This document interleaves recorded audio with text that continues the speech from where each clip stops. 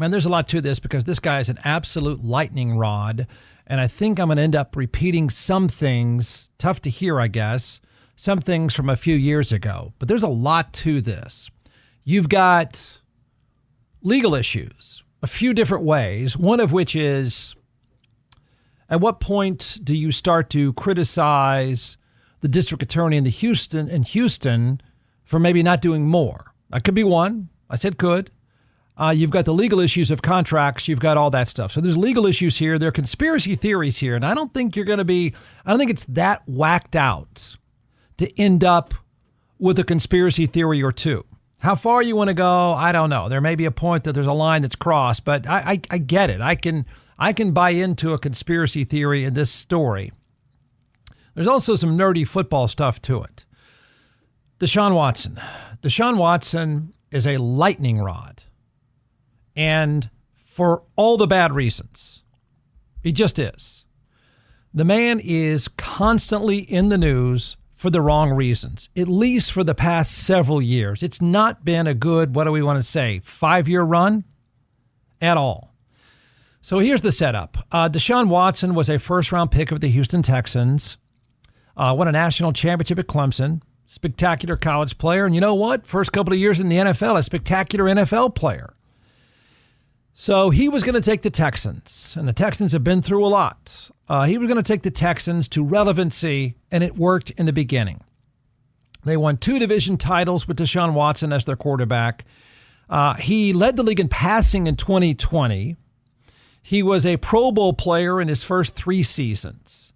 And then the wheels came completely off. And it's been a dumpster fire since for a lot of reasons. So now, in 2021, 2021 is when the wheels started to come off. He was sued by more than 24 female massage therapists. It's what they said. For sexual harassment and sexual assault. He ultimately settled 20 cases.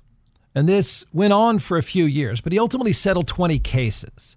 The Texans, when I say put him on the shelf, that's not an exaggeration. They just said, we don't know what to do with you. They didn't play him. And so he just stood around on his phone all the time.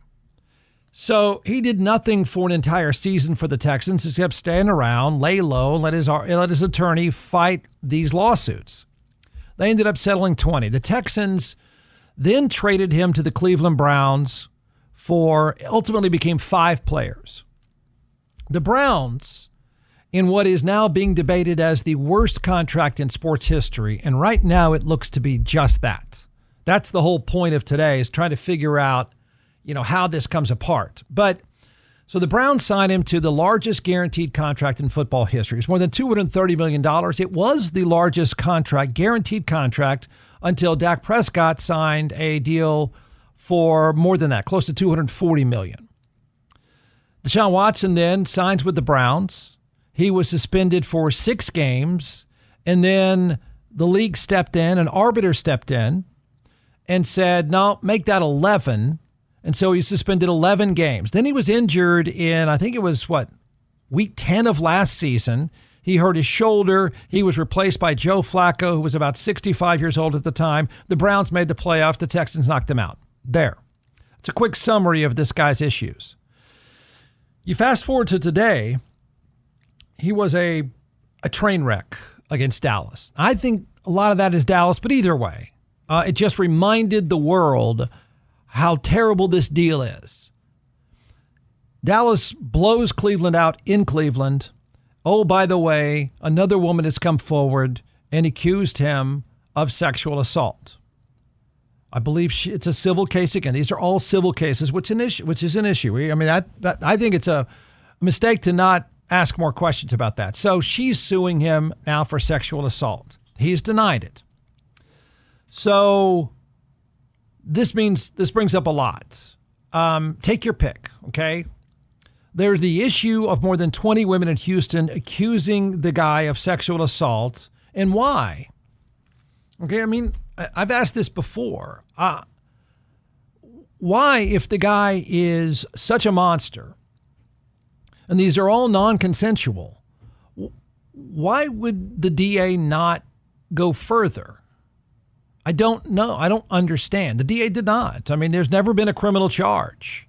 But I've always wondered that. I mean, if people find the guy so despicable, get it. If you find him such a monster, get that too. Wouldn't you also point the finger at the DA and say, wait, what's going on down there? I mean, if this guy's such a horrible human being, what is he doing out here with the rest of us? So I don't know the answer to that. I don't know. Then you've got the trajectory of the two franchises after. You've got the Texans' trajectory, which was not so great until recently, and the Browns' trajectory, with the prediction was it was going to be great, and oh no, it looks horrible now. Then you've got this newest allegation, which sets up all kinds of stuff to watch now. The newest allegation. So if the NFL suspended him before, it went from 6 games to 11 games. If the NFL did it before, why not now? He settled those. He's denied this one. So what does the NFL do? The guy's a bad look for the league. The league really wants this issue to go away. And I don't think it's a stretch to say that the Browns want him to go away. The Browns want the money to go away. Fans want the guy to go away. Everyone is hating on him now. What does the league do? I mean, if you suspend him for 11 games over the previous sexual assault allegations, would you do it again? And if not, why not? Why not?